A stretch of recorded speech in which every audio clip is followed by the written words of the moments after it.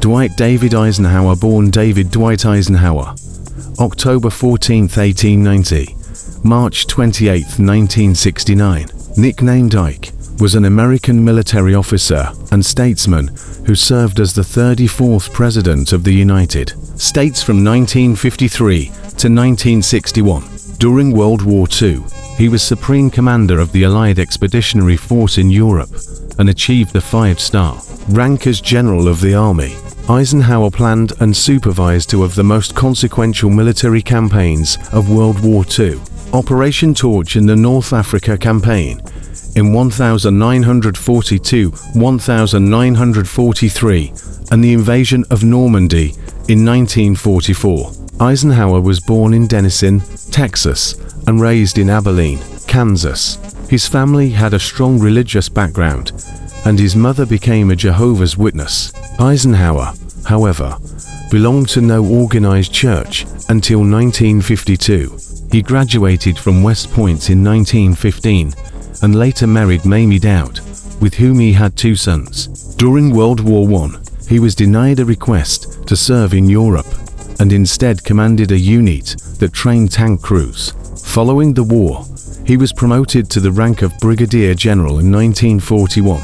After the United States entered World War II, Eisenhower oversaw the invasions of North Africa and Sicily before supervising the invasions of France and Germany. After the war ended in Europe, he served as military governor of the American-occupied zone of Germany 1945, Army Chief of Staff 1945 to 1948, President of Columbia University 1948 to 1953, and as the first Supreme Commander of NATO 1951-1952. In 1952, Dwight D. Eisenhower entered the presidential race as a Republican to block the isolationist foreign policies of Senator Robert A. Taft, who opposed NATO. Eisenhower won that election and the 1956 election in landslides, both times defeating Larry Stevenson too. Eisenhower's main goals in office were to contain the spread of communism and reduce federal deficits. In 1953, he considered using nuclear weapons to end the Korean War and may have threatened China with nuclear attack if an armistice was not reached quickly.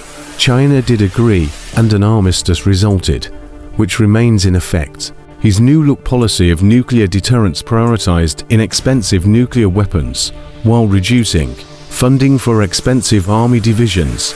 He continued Harry S. Truman's policy of recognizing Taiwan as the legitimate government of China, and he won congressional approval of the Formosa Resolution.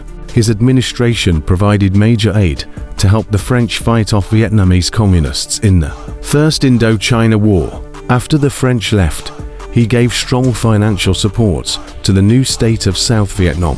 He supported regime-changing military coups in Iran and Guatemala, orchestrated by his own administration. During the Suez Crisis of 1956, he condemned the Israeli, British, and French invasion of Egypt, and he forced them to withdraw. He also condemned the Soviet invasion of the Hungarian Revolution of 1956, but took no action.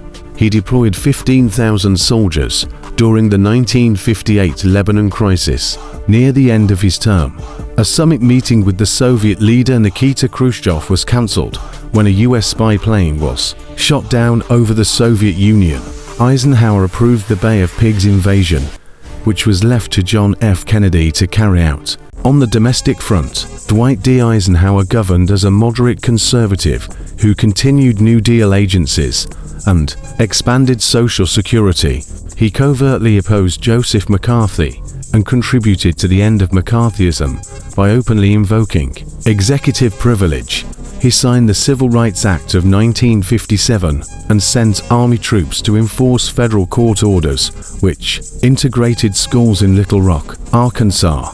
His administration undertook the development and construction of the interstate highway system, which remains the largest construction of roadways in American history. In 1957, following the Soviet launch of Sputnik, Eisenhower led the American response, which included the creation of NASA and the establishment of a stronger, science-based education via the National Defense Education Act.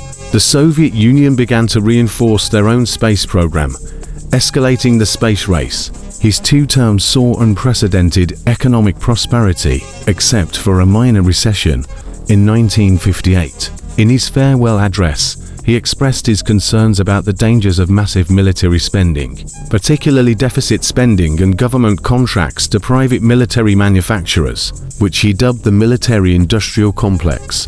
Historical evaluations of his presidency place him among the upper tier of American presidents,